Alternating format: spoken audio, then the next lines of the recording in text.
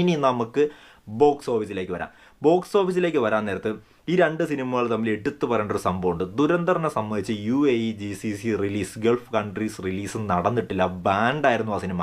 Gulf countries നമുക്കറിയാലോ, Indian സിനിമയ്ക്ക് ഏറ്റവും കൂടുതൽ മാർക്കറ്റുള്ള ഓവർസീസ് മാർക്കറ്റാണ് ഗൾഫ് കൺട്രീസ്. അവിടെ ഒരു ഇന്ത്യൻ സിനിമ, അതും പീക്ക് റിവ്യൂ ഇവിടെ കിട്ടുന്ന ഒരു ഇന്ത്യൻ പടത്തിന് അവിടെ റിലീസ് നടന്നില്ല എന്നുണ്ടെങ്കിൽ അതിൻ്റെ ബോക്സ് ഓഫീസ് കളക്ഷൻ നല്ല രീതിയിൽ ബാധിക്കും. പക്ഷേ എങ്കിലും ദുരന്തറിനെ സംബന്ധിച്ച് അത് ദുരന്തർ ഒരു പരിധിയല്ല, അതിൻ്റെ അപ്പുറത്തേക്ക് ലെവലിൽ ഓവർകം ചെയ്താണ് ബോക്സ് ഓഫീസിൽ പെർഫോം ചെയ്തേക്കുന്നത്. ഇനി ആ ഫിഗേഴ്സ് നമുക്കൊന്ന് നോക്കാം. ദുരന്തർ ഇന്ത്യൻ മാർക്കറ്റിൽ നിന്ന് മാത്രം 1000 കോടി ഗ്രോസ് നേടിയൊരു പടമാണ്. ആദ്യമായിട്ടാണ് ഒരു ബോളിവുഡ് സിനിമ 1000 കോടി ഇന്ത്യൻ മാർക്കറ്റിൽ നിന്ന് ഉണ്ടാക്കുന്നത്. സൗത്ത് ഇന്ത്യയിലാണെങ്കിൽ പുഷ്പ 2, ബാഹുബലി 2 ഒക്കെ നേരത്തെ ക്രിയേറ്റ് ചെയ്ത സംഭവമാണ്. പക്ഷേ ബോളിവുഡിനെ വെച്ച് ഹ്യൂജ് അച്ചീവ്മെൻ്റ് ആണ് നേടിയെടുത്തത്.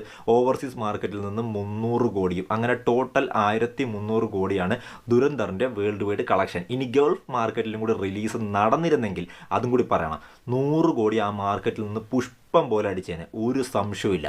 അതും കൂടി ഉണ്ടായിരുന്നെങ്കിൽ 1400 കോടി. ഇനി ഇറങ്ങാൻ പോകുന്ന സെക്കൻഡ് പാർട്ട് അതിനും അവിടെ ബാൻ കിട്ടും. അതുകൊണ്ട് അവിടുത്തെ കളക്ഷൻ നമുക്ക് അതിനും നോക്കേണ്ട ആവശ്യമില്ല. എങ്കിലും ഇനി ദുരന്തറിൻ്റെ കാര്യം പറഞ്ഞപ്പോൾ അനിമലിനും സെക്കൻഡ് പാർട്ട് ഉണ്ട് കേട്ടോ, അപ്പോൾ അതും പീക്കായിരിക്കും. ഇനി അനിമലിൻ്റെ ബോക്സ് ഓഫീസ് കളക്ഷൻ നോക്കുകയാണെങ്കിൽ ഇന്ത്യയിൽ നിന്ന് 660 കോടിയും ഓവർസീസ് മാർക്കറ്റിൽ നിന്ന് 255 കോടിയും, അങ്ങനെ 915 കോടിയാണ് അനിമലിൻ്റെ വേൾഡ് വൈഡ് കളക്ഷനായിട്ട് വന്നേക്കുന്നത്.